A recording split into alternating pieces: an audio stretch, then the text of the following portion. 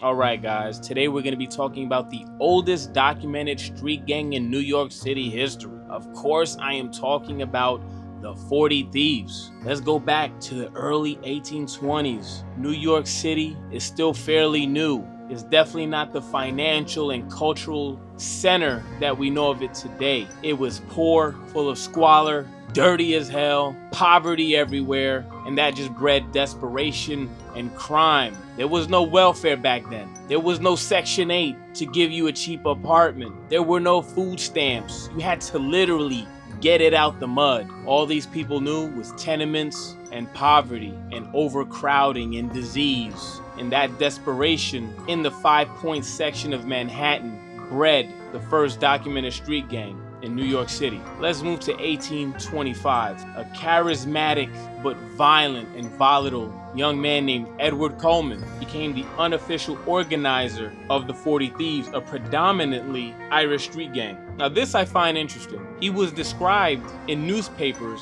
as black, sometimes Irish, and he was born in Philadelphia. He was very familiar with the underworld and was respected in that community. He organized a lot of the pickpockets and general criminals from the area, starting the 40 Thieves. They called themselves that not because it was original. They took the name from old folklore, Ali Baba and the 40 Thieves' Tale, not because there was 40 of them. Their headquarters was a foul-smelling grocery shop run by Rosanna Piers on Center Street, where she sold cheap moonshine out the back. She fenced stolen goods, so she was perfectly at home with these criminals. This is where they actually started to organize themselves and mobilize into a real gang with a twisted sense of purpose. Every member had a responsibility and a duty to steal a certain amount of whatever they decided that week, whether it was purses, fabrics, anything that could be sold or bartered. And if you didn't come through,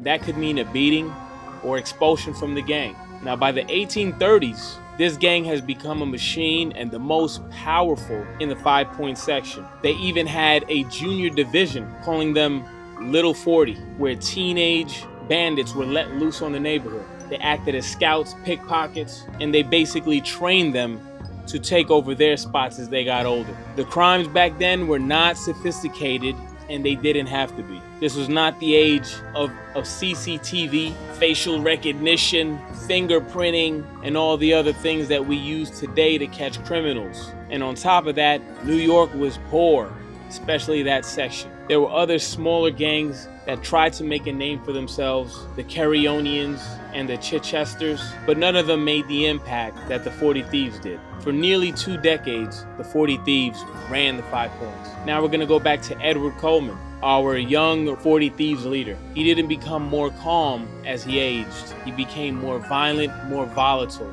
and more unpredictable.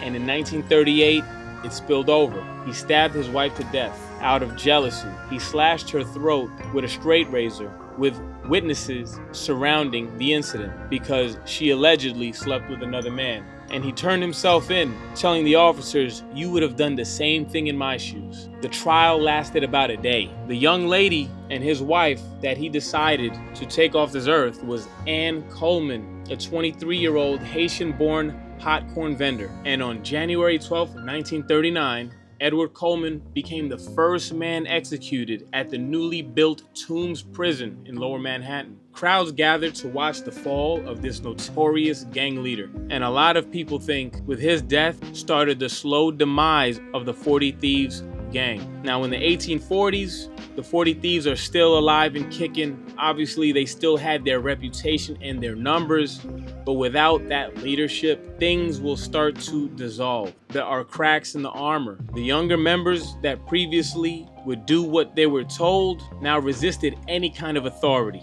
legal or illegal. A lot of the older guys that were under Coleman started to drift towards other gangs with strong leadership. As more gangs started to grow in numbers, the structure was failing, their dominance was failing, and it was just a matter of time before it all disappeared. And by 1850, the original 40 Thieves basically disbanded. They were no longer, the old guard was gone. There were some that hung on to what they once had, but it was over. The YOs and the Dead Rabbits really ascended and took their place as the dominant Irish street gangs of the Five Point section of Manhattan. But that was just a quick story and history of the 40 Thieves gang, the first documented street gang in New York City.